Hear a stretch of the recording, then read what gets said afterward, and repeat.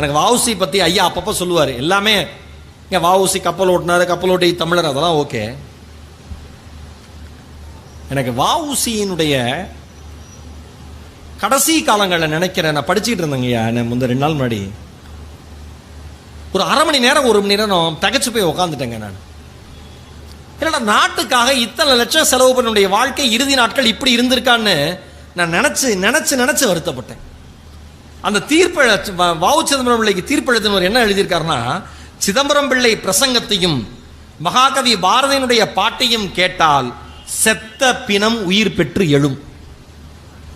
சிதம்பரம் பிள்ளையின் பேச்சையும் பாரதியின் பாட்டையும் கேட்டால் செத்த பிணம் உயிர் பெற்று எழும், புரட்சி ஓங்கும். அடிமைப்பட்ட இந்த இந்திய தேசம் 5 நிமிடங்களில் விடுதலை அடையும். அதற்காக வஉசிக்கு இந்த தீர்ப்பை நான் வழங்குகிறேன்னு நீதிபதி பின்ஹே அவர்கள் 1908 ஜூலை 7 இந்த தீர்ப்பை எழுதுறாரு. ராஜ துரோக செயலுக்காகவும் நெல்லை கலவரத்துக்காகவும் 20 வருஷம், சுப்பிரமணிய சிவாவுக்கு அடைக்கலம் கொடுத்து அரசியல் சார்ந்த பேச்சு அவரை பேச வச்சதுக்காக 20 வருஷம், மொத்தம் 40 வருஷம் வஉசி அவர்களுக்கு சிறை தண்டனை கொடுக்கிறார். இந்திய வரலாற்றிலேயே ஒரு தனி மனித அரசியல் தலைவருக்கு அதிகபட்ச தண்டனை வழங்கிய ஒரே தலைவர் வஉசி மட்டும்தான், வேற யாருக்கும் அவ்வளோ வழங்கலை. அப்புறம் அது 10 ஆண்டுகளாக சென்னை மேல்நீதி உயர்நீதிமன்றத்தில் மேல்முறையீடு பண்ணி 10 ஆண்டுகளாக குறைச்சாரு, தீர்ப்பெல்லாம் இதாச்சு. இவருக்கு 40 ஆண்டு சிறை தண்டனைனோன்னு அவருடைய தம்பி மீனாட்சி சுந்தரம் அவர்கள் மனநலம் பாதிக்கப்பட்டார். இறக்கும் வரையில் மனநலம் பாதிக்கப்பட்டு தான் இறந்து போனார் அவர்.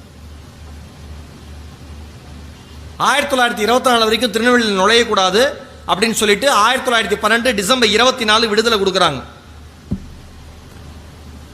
இறப்பை விட கொடுமையானது என்ன தெரியுமா? மறதி. வஉசி வரவேற்க தன்னுடைய சொத்தை எல்லாம் அழித்து, அவருடைய அப்பா உலகநாதன் பிள்ளை தன் பையன் படிக்கிறதுக்குனே ஸ்கூல் கட்டினார். அவ்வளோ செல்வ செழிப்பான குடும்பம். வஉசி வெளியில வரப்ப 3 பேர் அவரை வரவேற்க காத்திருந்தாங்க. ஒன்று அவர் மனைவி, எல்லா பெண்களுக்கும் வாழ்க்கை முழுக்க கிடைக்கிற பெரிய இது.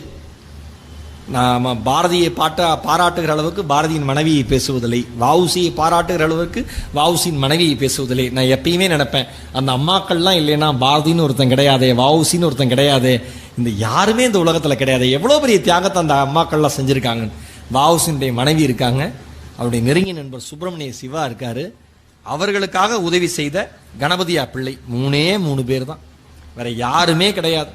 தன்னுடைய இறுதி நாட்களில் சென்னையில் சிந்தாதிரிப்பேட்டையில் வாடகைக்கு வீடு எடுத்து தங்கி நெய் விற்கிற வியாபாரம், பருப்பு வியாபாரம், மளிகை கடையில் வியாபாரம், மளிகை கடையில் வேலைக்கு சேர்ந்து வியாபாரம் செஞ்சுருக்காருங்க வஉசி.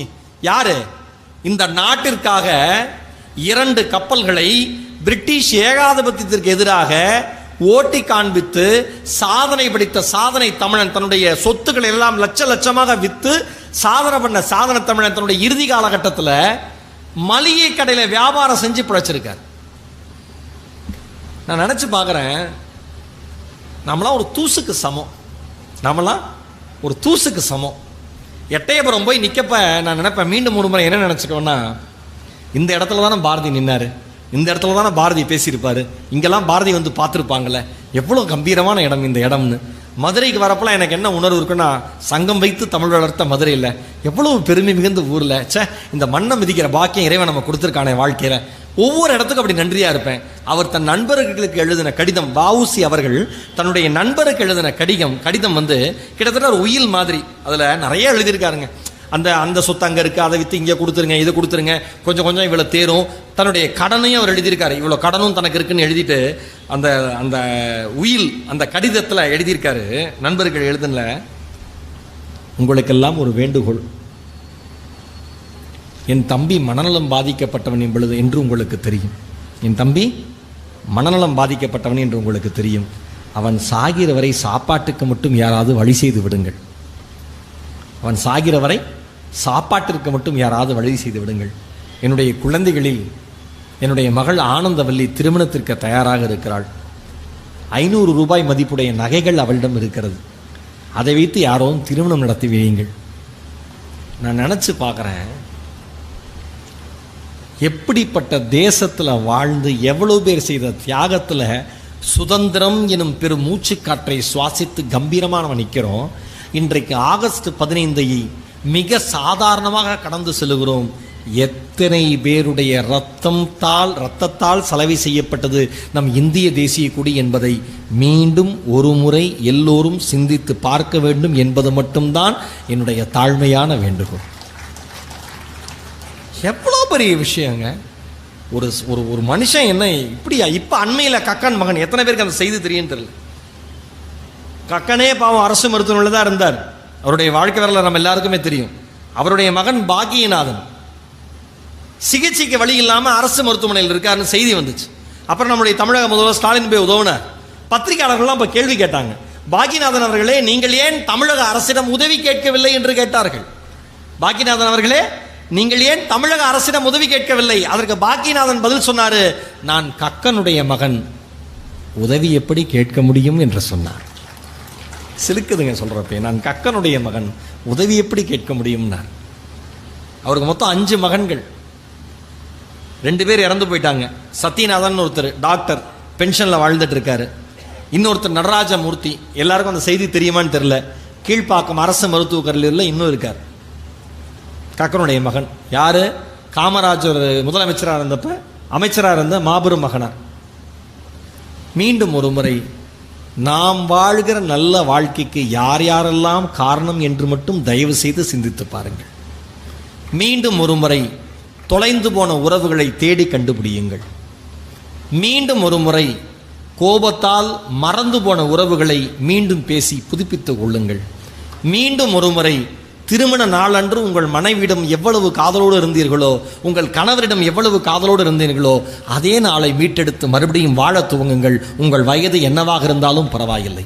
மீண்டும் ஒரு முறை அமெரிக்காவிற்கும் இங்கிலாந்திற்கும் ஐரோப்பா இருக்கிற அத்தனை நாடுகளுக்கும் ஜப்பானுக்கும் பறந்துகிட்டே இருக்கேன். எல்லாரும் போறோம், எல்லாமே சாதிக்கிறோம். நம் பள்ளி நாட்களை, நம் ஆசிரியர்களை மீண்டும் ஒரு முறை தயவு செய்து நினைவுக்கு கொண்டு வாருங்கள்.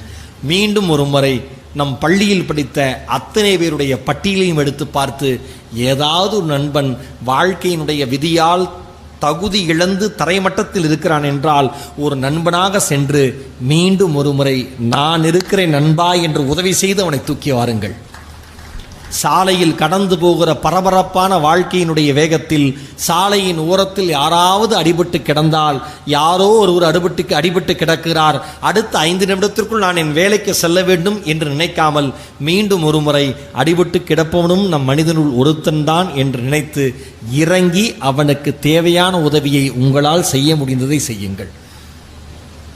மதுரை பஸ் ஸ்டாண்டில், மாட்டுத்தாவணி பஸ் ஸ்டாண்டில், பெரியார் பஸ் ஸ்டாண்டில், பழங்கானத்தம் பஸ் ஸ்டாண்டில் யாராவது ஒரு சிறுவன் வந்து உங்களிடம் பிச்சை கேட்கிற பொழுது, இவனுக்கு ஏன் இந்த நிலைமை, இனிமேலும் இவன் பிச்சையே எடுக்க வேண்டாம் என்று நினைத்து மீண்டும் ஒரு முறை உங்கள் சட்டை பைக்குள்ளிருந்து 5 ரூபாய் இருந்தாலும் எடுத்து அந்த பிஞ்சின் கைகளில் போட்டு பாருங்கள். அந்த பிஞ்சின் முகத்தில் சிரிக்கிற சிரிப்பிற்கு ஈடு இணை இந்த உலகத்தில் எந்த ஓவியமும் இல்லை என்பதை கொடுக்கிற பொழுது நீங்கள் நினைத்து பார்ப்பீர்கள். மீண்டும் ஒரு முறை இந்த தாய் திரு நாட்டினுடைய வீர வரலாற்றை படித்து பாருங்கள். மீண்டும் ஒரு முறை மொழியினுடைய சிறப்பினை நினைத்து பாருங்கள். மீண்டும் ஒரு முறை பெரியவர்களை, வயதானவர்களை மதிக்க கற்றுக்கொள்ளுங்கள். மீண்டும் ஒரு முறை நோயாளிகள் உங்கள் வீடுகளில் இருந்தால், ஒரு காலத்தில் பம்பரம் போல் சுற்றிய கால்கள் இது, அந்த கால்கள், அந்த பம்பரத்தினுடைய ஆணி, அந்த கால்கள் வலுவிழந்து இப்பொழுது படுக்கையில் இருக்கிறது. சுற்றிய பம்பரத்தை காப்பாற்றுவதுதான் நம் பரம்பரையினுடைய கடமை என்று மீண்டும் ஒரு முறை நோயாளியை நோயாளியாக பார்க்காமல் உங்கள் குடும்பத்தில் ஒருவராக பார்த்து மதிக்க கற்றுக்கொள்ளுங்கள். மீண்டும் ஒரு முறை என்னை அழையுங்கள். வாய்ப்பிற்கு நன்றி, வணக்கம்.